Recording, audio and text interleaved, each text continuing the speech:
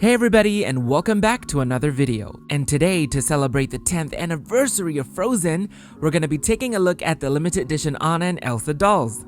Frozen is really special. It basically what kickstarted my collection and my channel, with the reviews of the original dolls being one of the earliest videos here on my channel. So I'm super excited to check these new dolls out. And before we start, I'm Chaymie and I like to make toy videos here on my channel, so make sure you like, subscribe, and ring the notification bell if you would like to stay tuned for more toy video content. Alright, here it is. So the set is limited to 3,000 pieces worldwide, which is kind of ironic because there are only 500 more than the original numbers, and they retailed for $350 over there in the US, but I got my set from shopDisney Asia, which retailed for around $420 to $430. The box design features an all-over dark purple metallic print decorated with glossed snowflakes and also additional colorful patterns. And on the top left corner of the cover, it has the logo in silver foil, which is quite interesting because nowhere on the front cover it mentions it about being a 10th anniversary edition, nor it features the 10th anniversary emblem logo like they have been doing with past anniversary dolls. However, it does mention the 10th anniversary in the copy section on the back of the box, so that's good.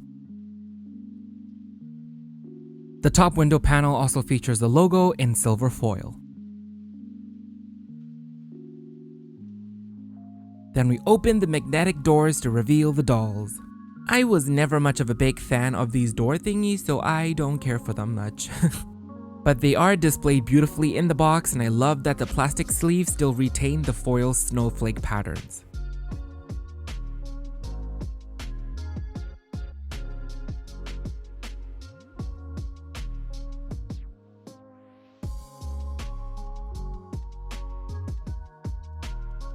Now we can start taking out the dolls, and by the way, those are my sister's hands. I do not have nails. Let's give them one final look in their original box posings, and now we can get my cat paw scissors and bust them out of the box. Isn't it funny how I proclaimed the usage of my scissors and then started deboxing with my fingers? Only because I wanted to save these rubber bands. These rubber bands are always so good and so durable, like I just love to hoard them. And I noticed Elsa's right hand has a little bit of staining from touching Anna's cape in the box, so a little bit of a forewarning to those who are going to be keeping them in the box.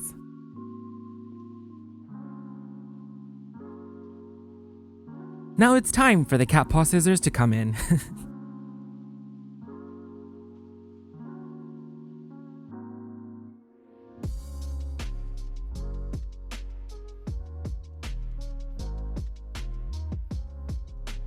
They are actually packaged really tight and really well, so I ended up having to remove the spacer as well to avoid the risk of damaging anything.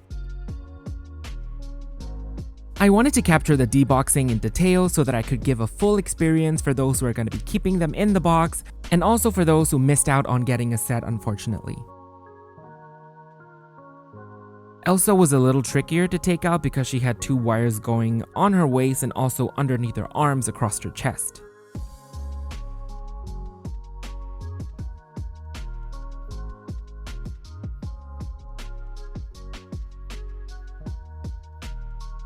After 20 real-life minutes later, they're out of the box and they're just gorgeous. I was still on the fence about taking them out or not, but even now, just now, it's really worth taking them out of the box.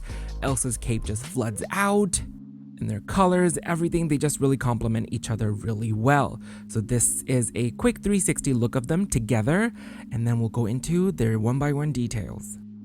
And here's my certificate, and the design pretty much follows the box, and my set is number 2,569 out of 3,000, so it's quite near to the end. Now we can finally move on to the dolls, starting off with Anna with a quick 360 look at her. So I have always loved Anna's coloring with the dark blue and the pink, and I especially really love the cape here on how big and drapey it is, so it creates those natural folds, which I adore.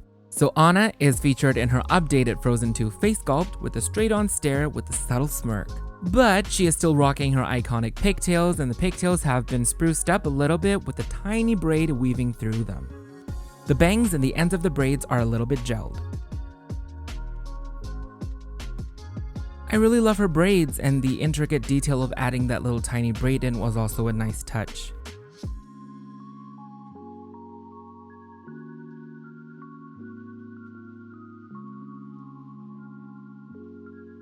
Face paint wise, the makeup is very neutral and very subtle, so I think it fits with Anna. I love that she still got her freckles and that the brows have a feathered effect. Then she got her cape with her iconic 2 little heart clasps, which are metal this time around, along with embroideries on the collar and also all along the lining of the cape. And the little tiny cotton balls that I love are also all the way around. The cape is a soft, weighty, yet has a faux velvety quality to it, and it feels very nice in the hands. And it does have a purple satin lining underneath. And it is very big, like it spreads out a lot. It comes with a plastic fastener or a hook underneath so you can take it on and off.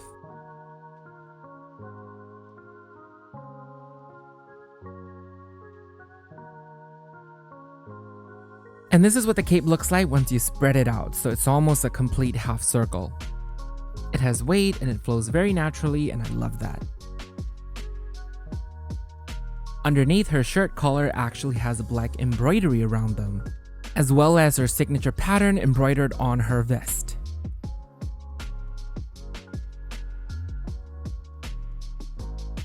I do have to say the black material on the vest is very similar to the one that they used on the playline singing doll all the way back then.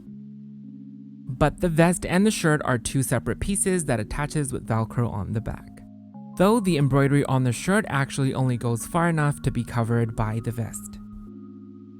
And I love the material of the shirt underneath because it just feels like a woven actual fabric material that she might actually have been wearing in the movie. So that's pretty cool. Then she got additional embroideries on the cuffs of her shirt, as well as 2 gold cufflinks, I would say, or buttons on either side. Then we move on to her skirt, which is also a similar felt-like material, but a little bit harder than the cape itself. It's decorated throughout with gems, embroideries to represent her iconic patterns.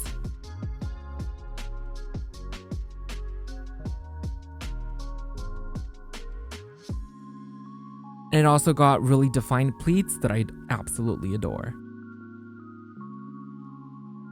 And all the patterns go all the way around, and it does have a blue lining underneath.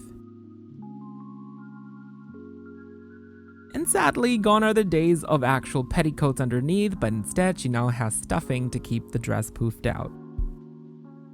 Then finally, she got her iconic boots that are exactly the same as all the dolls that they have done so far, but the paint job on this one has a bit of a more glossier finish.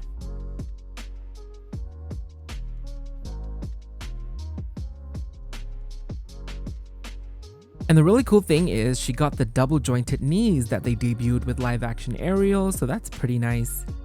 And she still got the ankle joints with the high heeled feet. And that was Anna. Oh, commercial break on the box background, so it's actually a metallic print of the last frame from the movie when they're all ice skating together, and oh, look, there they are. Alright, now it's time for Elsa. So here is a quick 360 look of Elsa, and her cape is actually really long. I was having a bit of trouble trying to spin her here because her cape keeps getting caught with the drapes from the back. Just like Anna, Elsa is featured in her updated Frozen 2 face sculpt, and she has a bit of that iridescent purpley sheen on her skin. Face paint wise, she also has a straight stare. I love her long rooted eyelashes and the feathered brows. The makeup is a little subdued, and I wish it had been a little bit more vibrant, especially the purples around her eyes because that was my favorite. And her expression overall is very regal, but I wish they had been a little bit more expressive in terms of personality in their faces. The same thing I wished for Anna as well, just like how they did it for the 2013 dolls back then. Her hair is pretty much styled in the same way that they have always been doing her hair, so of course the top parts that are slicked back are all gelled. I do love the little swoop going around on the side. She also got her little sideburns going on the side. And of course, the rest of her hair is in her iconic French braid. The ends of her braid are gelled to keep it in shape. And the rubber band is covered up by her own hair, so it made it look like it's tied with her own hair, which is really cool, and they should have done the same for my girl Anna. And her braid is decorated with 5 little snowflakes, 4 of them are small, and the big one is in the middle with a blue gemstone. Though I can't really tell if they're metal or plastic. They're not cold like metal is, but at the same time they don't feel plastic either, so the results are inconclusive.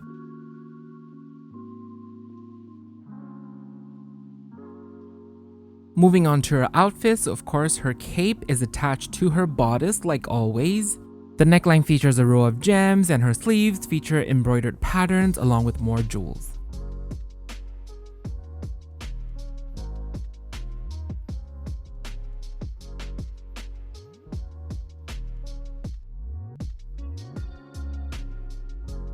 And I was surprised to find out that the bodice was a separate piece from the skirt. The bodice features blue rectangular sequins to mimic the icicles from the movie. They are very sparkly, and I think it does a nice job of capturing the essence of the movie. The only downside is that they're only stitched at the top and not at the bottom, so they just like to swing around, thus revealing a lot of the mesh layer from underneath.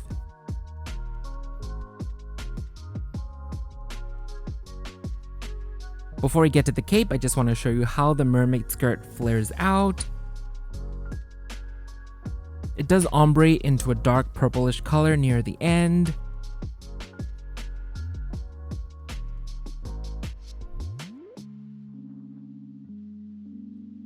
And has a purple satin lining underneath.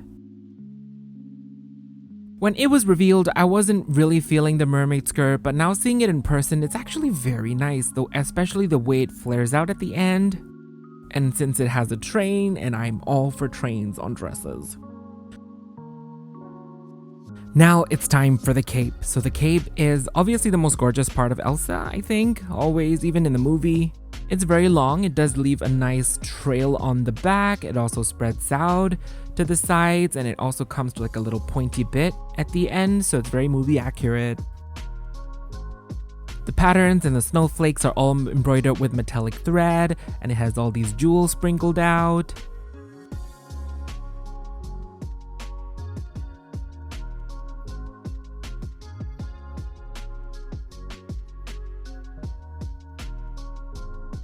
And the really cool part are the little clear sequins that I'm seeing. So it's actually in the middle layer. So the cape has the top layer with the embroideries, and it has like the lining layer underneath. But in the middle, there's like a very sheer layer where all these little clear sequins and sparkles are attached. I have to say it's a very magical effect. It gives off the vibe that maybe like little snowflakes or like little icicles are stuck to her cape.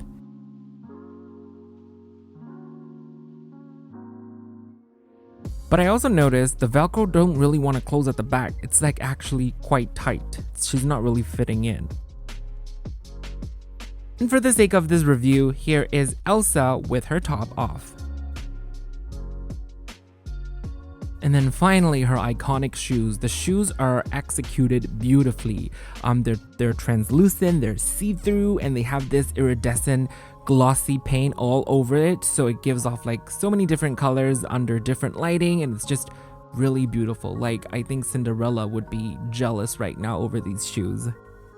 I also discovered that Elsa has a different stand from Anna. So Anna has a usual regular saddle stand on all dolls, but Elsa is much smaller. I think it's to accommodate her really tight dress, because the usual stand would not have fit underneath her tight mermaid skirt. In terms of stability, like, it makes sense with the dress because the dress is tight enough, so like the stand keeps her stable, but without the dress it's very loose. She's just kind of wobbling over it.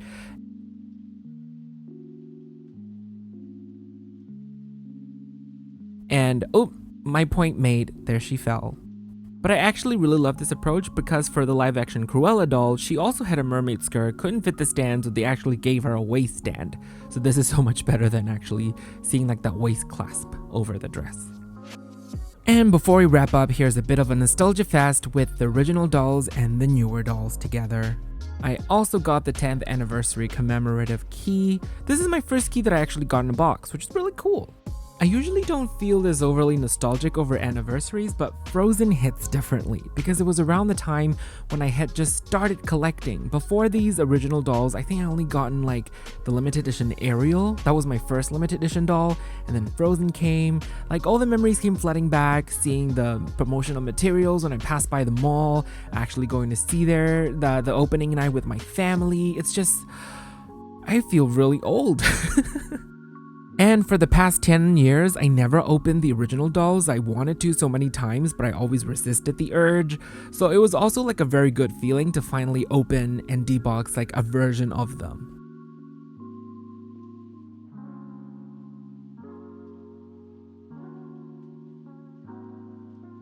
I'm not going to be doing a detailed comparison on the two versions because they're meant to be different, but still here is a side-by-side look of each of them.